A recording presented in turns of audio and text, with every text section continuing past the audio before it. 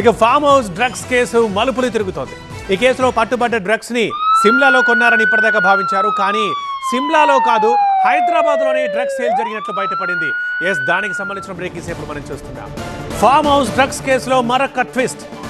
Drugs మాఫియాతో బయటపడుతున్నాయి Rohit Reddy లింకులు. హైదరాబాద్లోనే drugs కొనుగోలు చేసినట్లు విచారణలో గుర్తించారు. సాఫ్ట్వేర్ ఇంజనీర్ అభిషేక్ సింగ్ నుంచి డ్రగ్స్ కొనుగోలు చేసినట్లు గుర్తించారు పోలీసులు. ఔటర్ రింగ్ రోడ్డు దగ్గర అభిషేక్ సింగ్ నుంచి డ్రగ్స్ కొనుగోలు చేశారు పైలట్ రోహిత్ రెడ్డి డ్రైవర్ శరత్. అభిషేక్ సింగ్ పై గతంలో కూడా పలు drugs కేసులున్నాయి.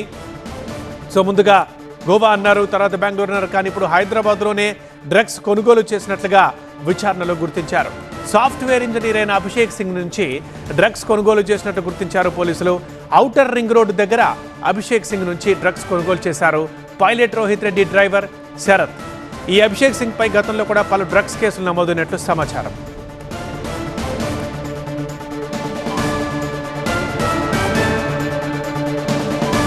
No, there are only, and when we get some important information which we have to inform you, certainly we inform. We are professionally going ahead with the investigation. Whatever is important required to be informed to the press, certainly. Yes, no, there are only, and when we get some important information which we have to inform you, certainly we inform. We are professionally going ahead with the investigation. Whatever is important required to be informed to the press, certainly.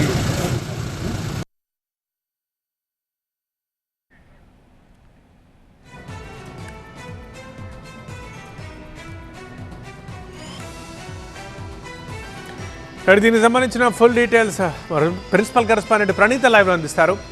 Praneetha, ముందు గోవా అన్నారు, తర్వాత ఇంకో city చెప్పారు, మొత్తానికి ఫైనల్గా హైదరాబాద్లోనే drugs కొన్నారని ఇప్పుడు చెప్తున్నారు. ఇంతకీ ఎవరి అభిషేక్ సింగ్, ఇప్పుడు ఎక్కడున్నాడు ఆయన, అండ్ ఇంతకుముందు ఎప్పుడైనా కూడా అక్కడ నుంచి డ్రగ్స్ కొన్నారా?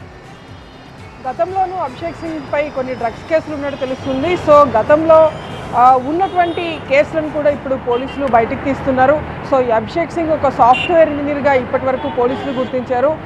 మొన్నటి వరకు కూడా ఈ మొత్తం ఎంటైర్ రోహిత్ రెడ్డికి సంబంధించినటువంటి ఎపిసోడ్లో ఎవరైతే కౌశిక్ రవి అనేటువంటి వ్యక్తి ఉన్నారో అతడు సిమ్లా నుండి డ్రగ్స్ కొనుగోలు చేశానని చెప్పేసి పోలీసులకు చెప్పుకుంటూ వచ్చాడు. కానీ అనూహ్యంగా నిన్న ముగ్గురు స్టేట్మెంట్స్ని కూడా పోలీసులు రికార్డ్ చేశారు. ఈ స్టేట్మెంట్స్ రికార్డ్ చేసిన తర్వాత అండ్ పోలీసుల ఇన్వెస్టిగేషన్ జరిపిన తర్వాత బయటపడేటువంటి అంశం ఇది. హైదరాబాద్లోనే ఈ డ్రగ్స్ని కొనుగోలు చేశారు.